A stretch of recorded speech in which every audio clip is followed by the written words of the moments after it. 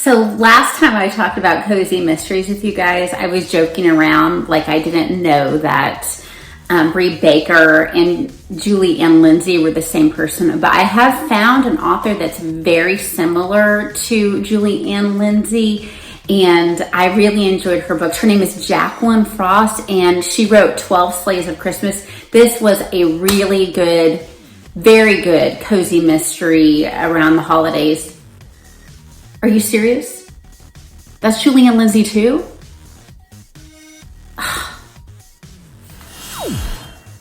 Just kidding again. I did know that Jacqueline Frost is Julie Ann Lindsay / Bree Baker. I tend to like those types of books, I guess. I really enjoyed that as a cozy mystery. I'm Kelly. Welcome back to my channel. I am doing a little wrap-up recent reads video of what I have read so far in December, so that you, if you want to rush out to the library and get on Amazon Prime and read some things last minute that are holiday themed, you can. First, let me start with the book that was definitely not holiday themed that I read so far in the month of December. My family listened to the newest Percy Jackson book, Percy Jackson and the Chalice of the Gods. We really enjoyed it. It didn't feel quite as high stakes as some of the books in the originally put out in this series, and that is not necessarily a bad thing. It does feel, again, like kind of a first book in a series that we just know the characters as far as how high the stakes are. But clearly we're gonna get a couple of more books out of this because of how things were left, but we really enjoyed it. I just love how it always just sounds like a real kid talking when you hear things from Percy Jackson's narrative. So Chalice of the Gods by Riordin. So I did have a DNF already this month, and that was Midnight at the Christmas Bookshop by Jenny Colgan. The previous book in this series I'd enjoyed, but it was on the edge of what I deal with as far as characters talking very openly about what they're doing sexually. And so we are sexual beings, no mystery there. What I didn't like about this is a character, and the main character, the protagonist, was upset because her boyfriend considered sex sacred and wanted to wait, and she acted like there was something horrifically wrong with him and that he was just trying to humiliate her because he did not completely jump on the opportunity when she just surprised him, in a negligee in his room that I think he may have shared with a roommate. So that's why I DNF that. It just left a bad taste in my mouth that she would think there was something horrifically wrong with someone, and or that he was just trying to humiliate her because he did not want to immediately right that second have sex with her. So there's that. That was my DNF. So the other book that is not Christmas related that I read this month, Courtney Reeds and I decided we were going to read a book that a Hallmark movie was based off of. And so we read The Goodbye Bride, and that author was, what is that author's name? Just a second, let me look at my notes. Denise Hunter. And this was okay. It's kind of like Runaway Bride meets What Alice Forgot. If you have read Leanne Moriarty, there's a book that she put out where someone has amnesia and doesn't remember, the breakup of her marriage. Well, this girl doesn't remember breaking it off with her fiance and kind of running out before her wedding, and she has an injury and wakes up and doesn't remember any of that. So same concept. It was okay. It wasn't the best, but it was better than the Hallmark movie that was. This book is not Christmas at all, but the Hallmark movie is a Christmas-sized version of it. The book made some better choices as far as character development goes. It's fine. I enjoyed reading it with Courtney, but it's not one that I would necessarily say everyone has to jump out and read.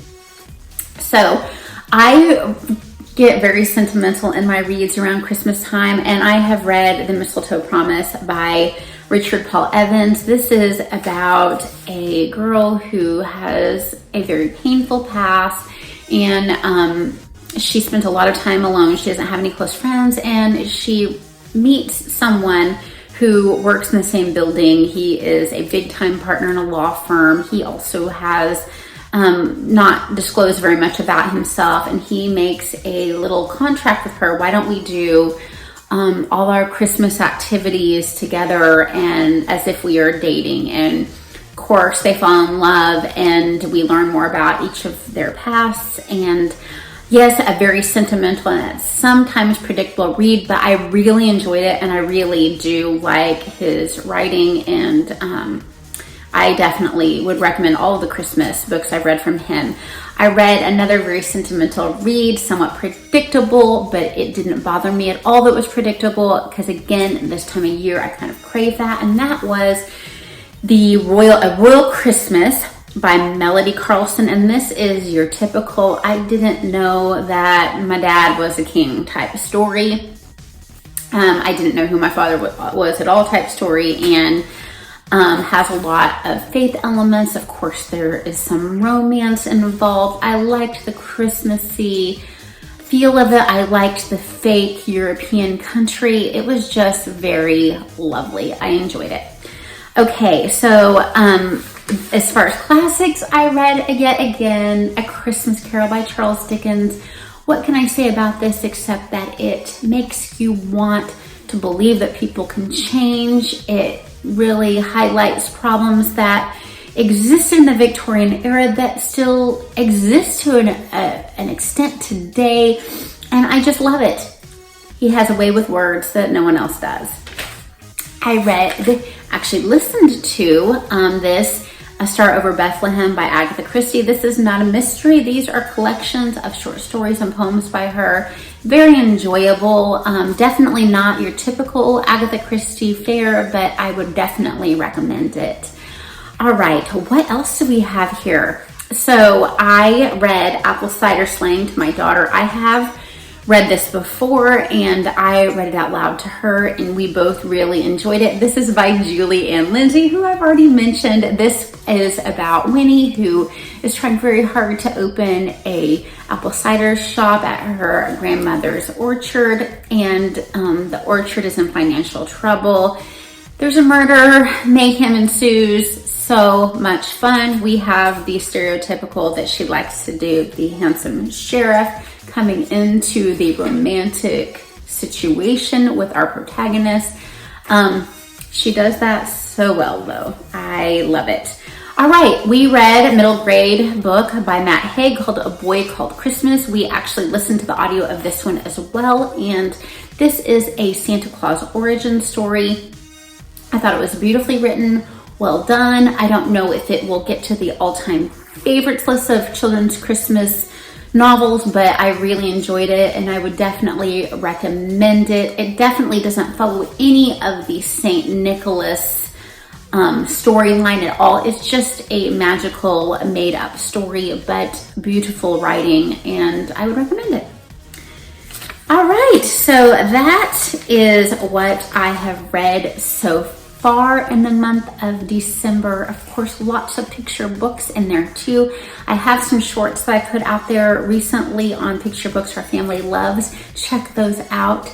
I hope that you read a lot. What have you read so far? What are you planning to read? And what are you doing for the holidays? Okay, read a lot. Bye-bye.